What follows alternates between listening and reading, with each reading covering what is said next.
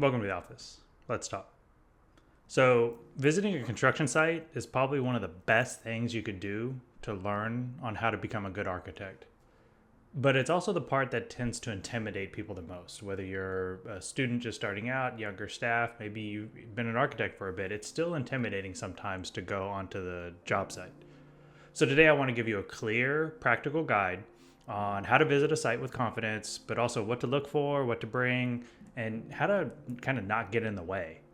So, why do site visits matter? Site visits matter because they expose you to the real world construction.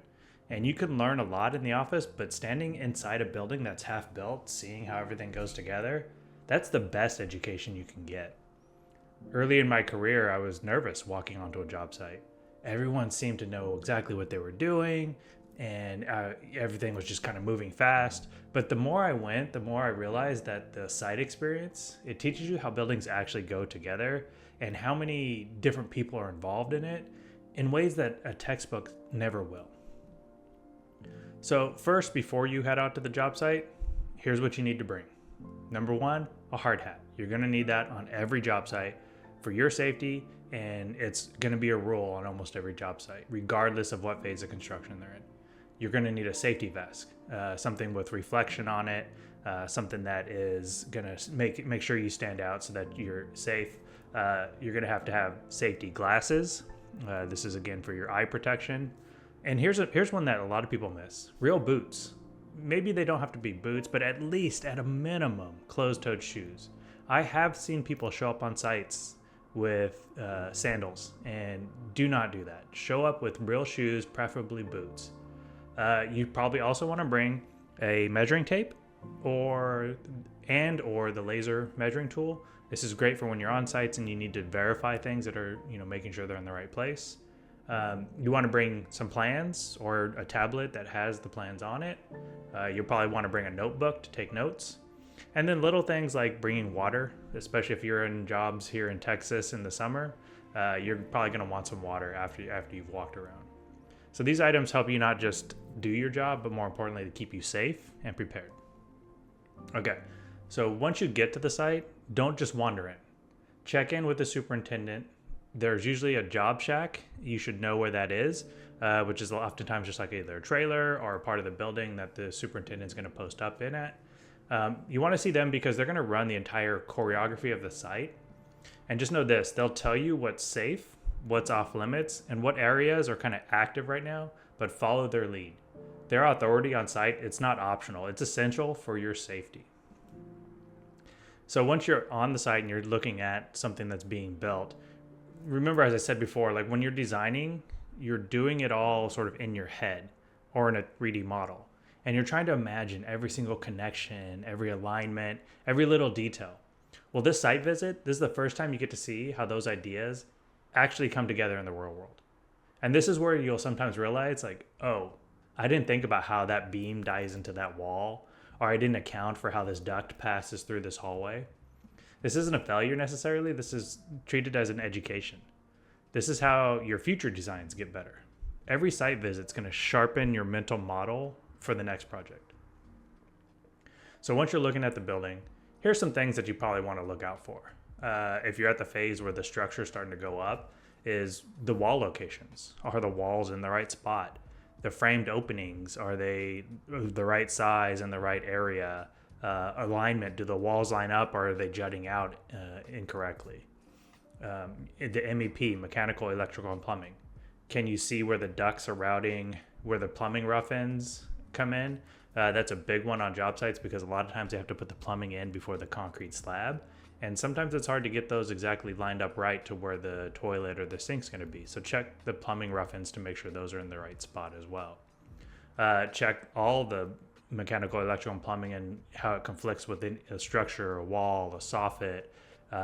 Little things like, are they putting the can light too close to the wall to where you're going to get hot spots on the wall? And if you're at this phase where the structure is kind of getting built, you can start to look at the ceiling heights. Are the ceilings in the right location? Because it's one thing to draw in Revit a 9-foot ceiling, but it's another to actually stand in a 9-foot ceiling and see what it feels like.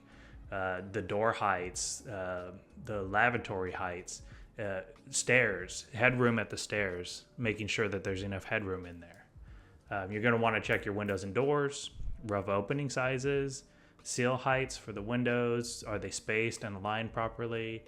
And then lastly, you're going to want to just check like the workmanship. What's the condition of the materials? Are they bringing materials in before the space is conditioned and closed in? You don't want them bringing in a cabinet while the building's still sitting open and the rain and the moisture can affect that cabinet. Are they storing materials properly? Did they just take something and just throw it into the dirt and let it sit there to rust? What's the quality of the installation of the materials? You want to just double check all those things because you need to know that it's being done to the intent that you wanted. While you're there, make sure you're documenting everything. Take a ton of photos. Photos will save you later when you're answering questions or reviewing changes, or maybe you're trying to give some more information. Having the photo is going to help you remember the situation that you saw. You'll never regret taking too many photos. Something that's also important that I think is important that maybe isn't taught enough is how to talk properly to other people. Talk to the contractors and the subcontractors like they're equals. They're experts in building. They're an expert in that particular thing that they do. You're an expert in kind of seeing how it all goes together. No one's better than the other person. No one needs to be talked down to either direction. If something looks off, just kind of stay curious and say, hey, can you walk me through how this is being done? I want to make sure that I'm understanding this properly, because it opens the door for good communication and a good working relationship. And remember, you don't know everything, but you're also not supposed to. If you're unsure, if somebody asks you a question, just say, let me double check that when I get back to the office and I'll get back to you on that. That's much better than guessing and giving a wrong answer in the field. You're often going to get pressured by contractors to give an answer right then and there. And if you know the answer, great. You can give that information, follow up with documentation later. But most of the time you want to take a minute and think about the answer before you actually respond. And on that, remember your role as the architect is not to direct the work or dictate the means and methods of how things are getting done. That responsibility, that belongs to the contractor. Your role is to sort of observe. You want to take notes and inform the GC or the owner when something seems off. But you can speak up immediately if there's like an obvious safety hazard or someone's in immediate danger. But for the most part, just take notes, take photos, document everything in an observation report, and send that report to the owner and the contractor. You're not there to tell them how to build it. You're there to communicate what you see. And I remember early in my career feeling like I was stepping into someone else's world. People were moving fast, equipment was everywhere. I'm trying to check dimensions without disrupting and getting in the way. But over the time, you'll get more comfortable. And eventually you'll start seeing the construction site just like you see drawings. You know exactly what you're looking for and why. But once you're done, you've taken the photos, you've made your observations, you're ready to put your report together. Always loop back in with the superintendent before heading out if they aren't there with you the whole time. Thank them and ask them if they need anything from you and confirm any follow-up items that you might need to do when you get back to the office. And then when you're back in the office, write your observation report. Just summarize what you saw, what you discussed, what needs clarification or corrections, and send that out to the owner and the GC. It protects everybody and kind of creates that clear communication loop. So site visits, they can feel intimidating at first, but they're one of the most rewarding parts of being an architect is being able to see something that you had as a vision in your mind come together in an actual building.